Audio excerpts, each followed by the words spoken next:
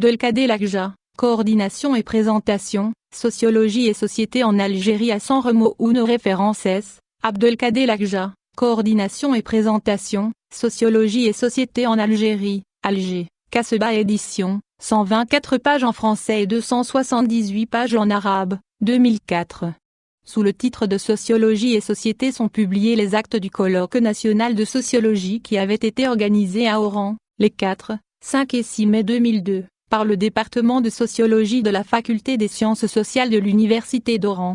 Sur les 19 communications proposées aux lecteurs, 13 sont rédigées en langue arabe et 6 en langue française, le tout étant classé dans l'ouvrage en 5 rubriques. La sociologie face aux mutations sociales, contribution, classée selon l'ordre des présentations, de Abdelkader Lakja, Oran, Claudine Chollet, Alger, Saif el-Islam Chouya, Annaba, et Abderrahmane Bouzida, Alger, la sociologie face à son histoire, texte de Jamel Eddin Gurid, Mohamed Moulfi et Amar Yozoli, Oran, Mohamed Akli Faradji, Bojaya, la recherche en sociologie, communication d'Eljeni Hadjidj, Dalila Chareb Motaye, Mourad Moulay Hadj, Oran, l'enseignement de la sociologie, où on retrouve les signatures de Hasna Amina Kadri, Alger, Alima Hadj, Constantine, Abdelhamid Guéry, Fouad Mansour et Abdelkrim Bezaz, Annaba, ainsi que Nora Genifa, Sétif. Sociologie et développement constitue enfin la dernière rubrique, avec la participation de Mohamed Bachir, Tlemcen, Noureddin Zmam, Biskra, et Abdel Nasser Djabi, Alger. 2 ont participé donc à cette rencontre des sociologues venus de 8 universités ou centres universitaires, et dont certains sont, ou l'ont été à un moment de leur carrière, chercheurs associés dans des centres nationaux de recherche tels le CRED ou le CRASC. 3 Nous avions, là, un échantillon assez représentatif de la trentaine de villes universitaires qui quadrillent le pays, même si l'essentiel des contributeurs vient d'Oran, Alger et Annaba, et donc une excellente occasion pour faire un état des lieux de la pratique sociologique en Algérie. 4 Le coordinateur de l'ouvrage écrit dès les premières pages de sa présentation, alors que la sociologie en Algérie se fige autour de ces paradigmes des années 1970, la société change, et en changeant elle pose problème à la sociologie. Page 12, et il ajoute, plus loin, page 14, la sociologie comme d'autres sciences sociales, comme l'anthropologie, finissent par faire fonction de refuge où l'on se retire pour oublier la société, du moins pour renoncer à la connaître telle qu'elle est, point, en se contentant de la rêver telle qu'elle devrait être. 5 Constats on ne peut plus sévères et plus pessimistes, mais l'optimisme semble pointer puisqu'il annonce, c'est en vue du traitement scientifique de ces questionnements que ce colloque 2002 a été organisé.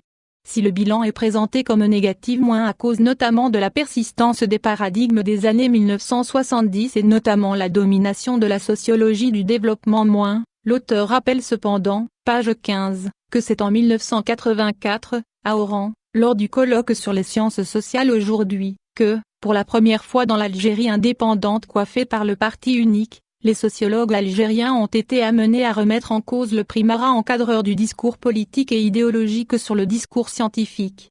6 Le problème reste ainsi entièrement posé de savoir si le traitement scientifique des questionnements abordés a commencé au colloque de 2002 ou à celui de 1984, et pourquoi le paradigme des années 1970 subsisterait de nos jours alors que la société a connu les bouleversements que l'on sait. 7 On sait aussi que l'organisateur du colloque était le CERDRO, un centre de recherche rattaché d'abord à l'ONR, Office national de la recherche scientifique, puis à l'université d'Oran, et qu'il répondait à un effort plus ou moins soutenu, mais réel, fourni dans le pays à partir des années 1970 pour développer la recherche scientifique, y compris dans le domaine des sciences sociales. Il ne nous semble donc pas que la rencontre de Canastel se soit tenue à la suite d'une injonction politique, et ce n'est certainement pas en laissant supposer le contraire qu'on pourra, à notre avis, passer au traitement scientifique des questions, en supposant qu'elles soient bien posées, et appliquées aux représentations illusoires voire page 60, le sort que Tariq Ibn Ziyad a réservé aux embarcations qui ont emmené ses troupes aux portes de l'Andalousie.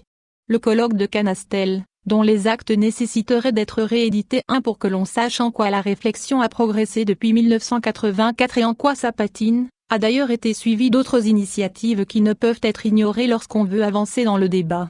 On pourrait noter, les colloques nationaux de sociologie tenus à Alger en avril 1986 et 1972, ou encore des rencontres telles que, en mars 1987 puis en mars 1988, les séminaires tenus à l'URASC sur les sciences sociales dans le monde arabe 3, les journées d'études organisées à Constantine par l'université Mantouri et le CRASC en mai 1997 sur la socio-anthropologie 4, le colloque organisé par les mêmes partenaires en novembre 1999 à Timimoun sur l'anthropologie en Algérie 5.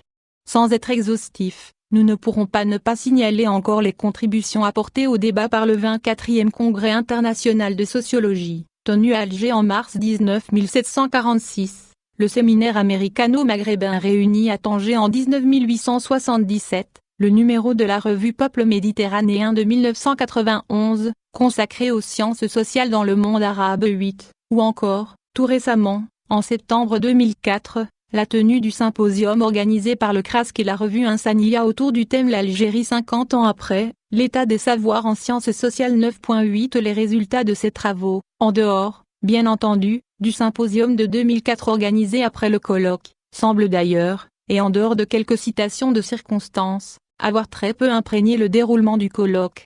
Qu'importe. Mais on aurait pu présenter ce que la sociologie avait connu de nouveau depuis le colloque de 1984, durant la période du terrorisme notamment, les mémoires et thèses soutenues, les articles de revues et ouvrages publiés en nous en présentant les tendances essentielles, ce que la recherche avait entamé de nouveau, avec notamment les lancements des PNR, dont celui portant sur population et société 10 et des laboratoires et divisions de recherche dans les facultés de sciences sociales et les centres de recherche, ainsi que les problématiques proposées. 9. On ne peut organiser un colloque en 2002 sur sociologie et société en Algérie sans aborder, au moins en partie, ces précieuses sources d'information.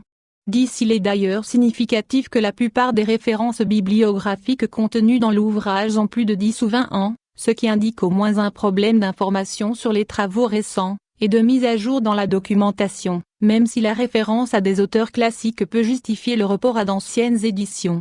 Pourtant, les publications récentes éditées ici ou à l'étranger deviennent plus accessibles en Algérie.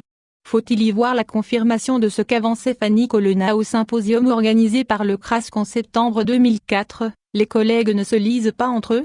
11. Le colloque sur sociologie et société en Algérie, ou du moins l'ouvrage qui en a rendu compte, aura justement, à travers ses impairs, aidé à faire un état des lieux de la sociologie en Algérie. Il y a cependant des éléments plus positifs à relever, tel le fait que la faculté des sciences sociales et le département de sociologie de l'université d'Oran, organisateurs de cette manifestation, renouent avec la tradition des colloques, avec l'effort fourni par des collègues de différentes universités pour aider à une radioscopie des pratiques d'enseignement de la discipline et des effets sur la population des étudiants, en nous présentant souvent des enquêtes récentes puisque cette intervention touche à la question A. Guéry et F. Mansour traitent des étudiants de l'ANABA, et A. Bezaz, de leur thématique de mémoire, N. Genifi aborde les pratiques et représentations des enseignants de Sétif, H. Adetch s'intéresse à l'enseignement de la méthodologie à Sétif, et H. Kadri, à celui de la sociologie du travail, C. Cholet analyse la relation entre sociologie et développement, et, enfin, de façon indirecte, D. Chareb Metaye présente le travail domestique des femmes universitaires. Il faudra signaler aussi les efforts pour aborder des thématiques et domaines particuliers, tels M. Moulay Hadj pour la pêche, A. Djabi pour les élections politiques et D. Hadjidj pour la ville, ou Emma Faradji pour la sociologie coloniale. Les autres contributions ont eu une portée disciplinaire plus générale ou théorique concernant l'Algérie, le monde arabe et même le tiers-monde avec les textes de M. Moulfi, M. Bachir, A. Yozli, A. Lakja, A. Bouzida, S. Chouya, D. Gueride, ou N.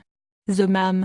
12. Certains intervenants auront de même tenté de clarifier les approches en mettant en avant de véritables enjeux actuels et que devra affronter la discipline.